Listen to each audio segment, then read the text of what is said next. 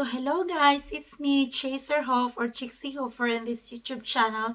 Today I'm not gonna make a soap making video. So I'm gonna talk about eczema or psoriasis, or as we call with my baby's skin condition, I prefer to call it as a neurodermatitis. So I did not really know this name of this skin condition until I arrived here in Germany. So it started when she was a baby. So um, I did not really watch what I ate, and she was breastfeeding on me when she was still very little, since she was born. So when I noticed that on her skin have spots and it's scattered in her whole body, it become really red. So I just thought that it was just some kind of allergy. So yes, so what I did is I went to the doctor and told the doctor that I think my baby has some allergies. So the doctor has prescribed me some antihistamine or for the baby, and then it was gone for a few days. So in the long run, still I did not watch what I ate. So not not good about me.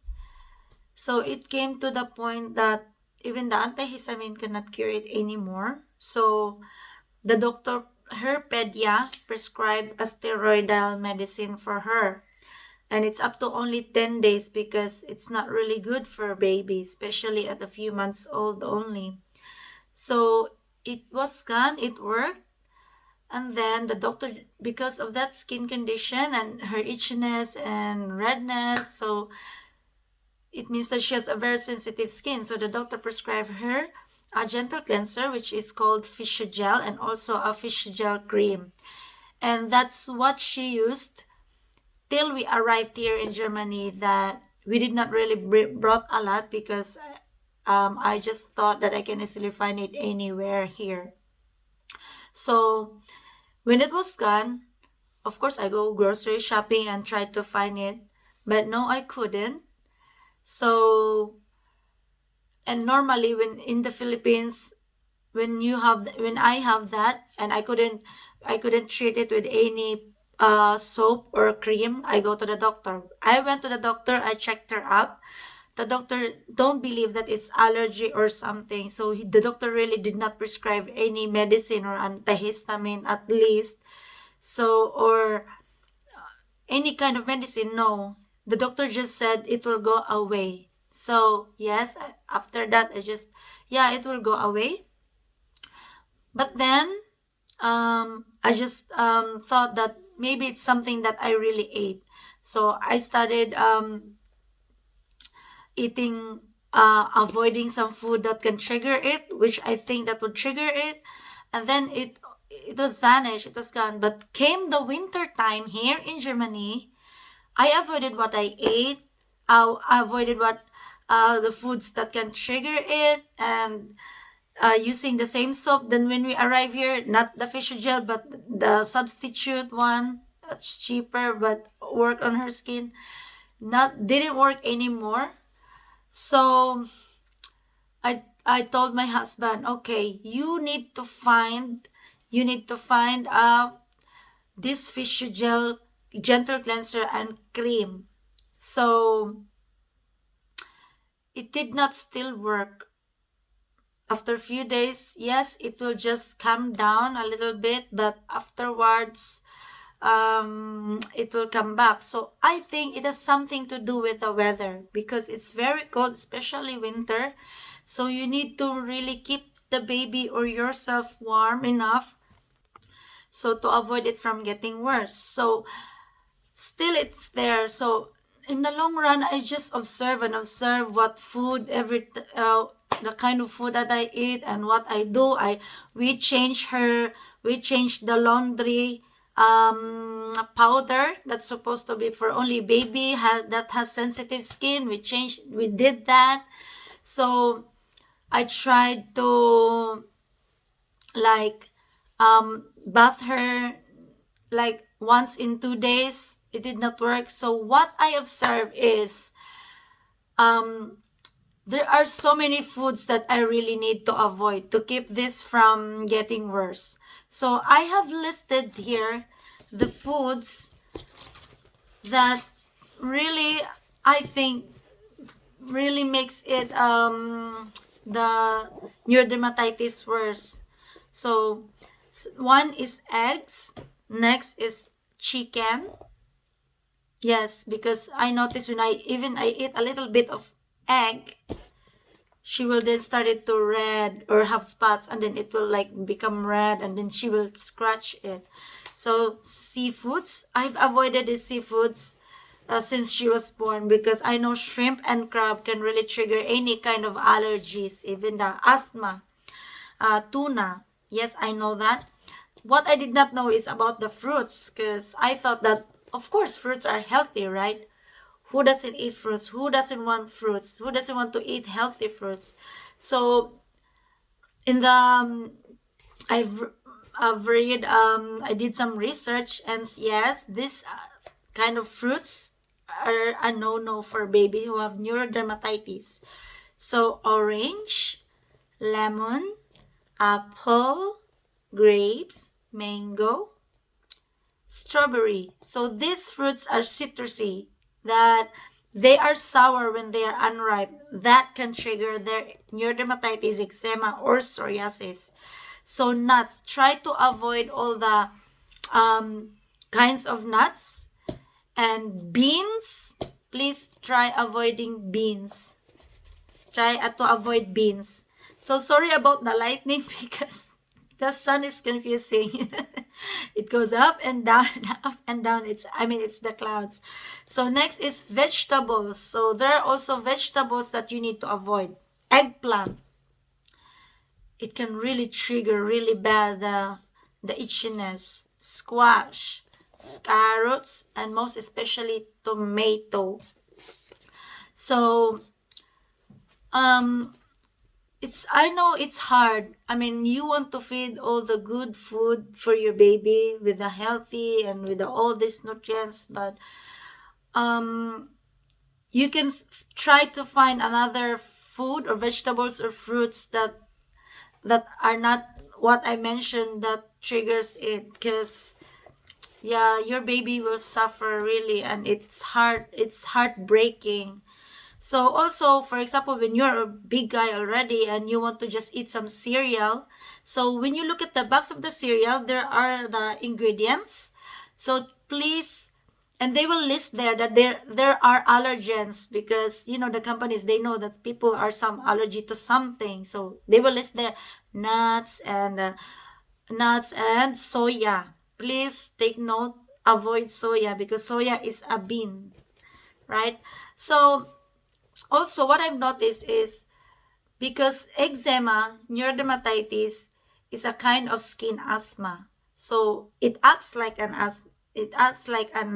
asthma. So for example, when you go to a very dusty place and then you inhale it, you will not cough, but your skin will be really itchy. So avoid going to really dusty places, and um please clean your place as much as possible for your sake and for your baby's sake, and make sure that the linens are changed once a week when you think that it's already been dust has already a lot of dust or dirty. So when you're cleaning, make sure that your baby is not around, especially when it comes to dust, you're dusting like that. So also chemicals, and also strong scents. I mean, it doesn't make, I know people maybe think that why do they scent, but this is some kind of allergy that's already been like, it's not just from the outside that it's your skin would react, it's also the inside. So that's why whatever you take or whatever you drink, it results in your skin. So I think that's all. Um, so also make sure that your baby bath once a day. Make her bath every day, because some people think that, but you have to bath your baby every day to cleanse her body from the dust she got or change her clothes when you feel that she's been to a place where it's really dusty. So aside from that information, I've made a soap because I'm really worried and the physiogel didn't work anymore. So I tried to research a natural remedy that maybe I can make as a soap maker, and I see a lot of people has been doing this. So I was thinking that maybe it will work. So I infused the olive oil that I've used to make this soap for 4 weeks. I infused it with calendula, marigold, and chamomile. And I also mix this with oat milk because, as they said, oat milk is very good for cleansing skin and especially for eczema.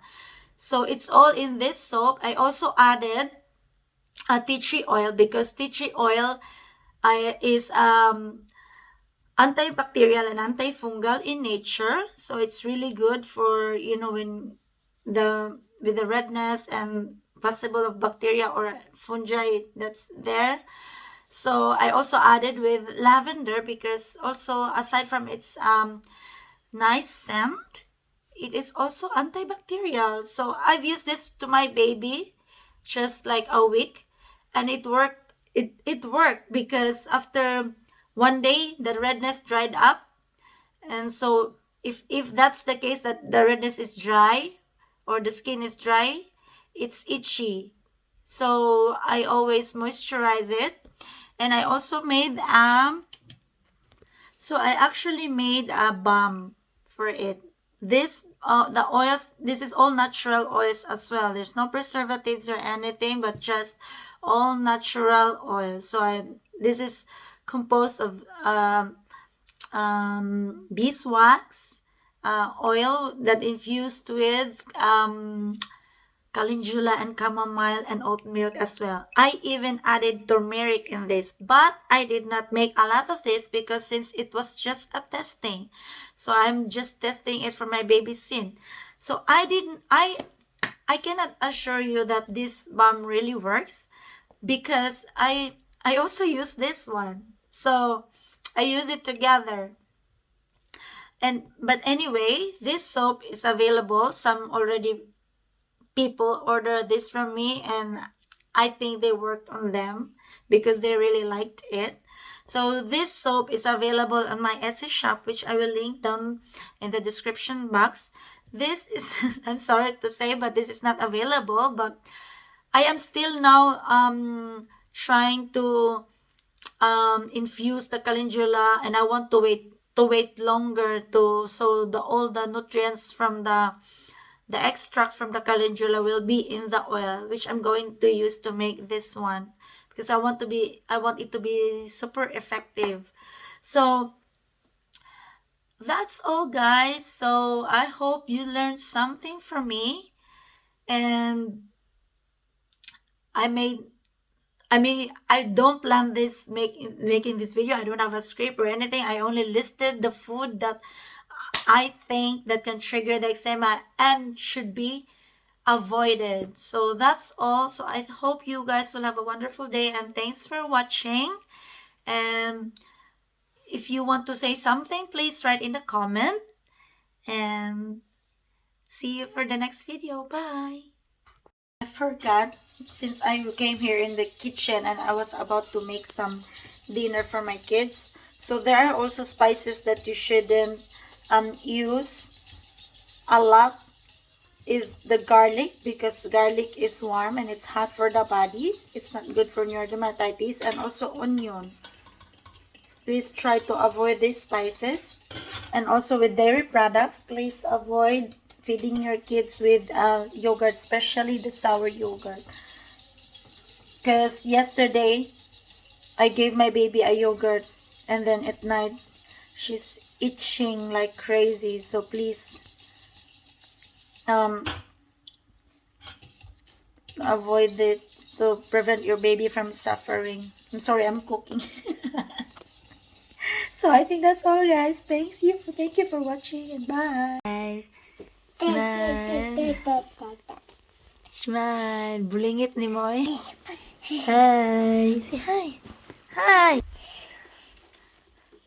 Yeah.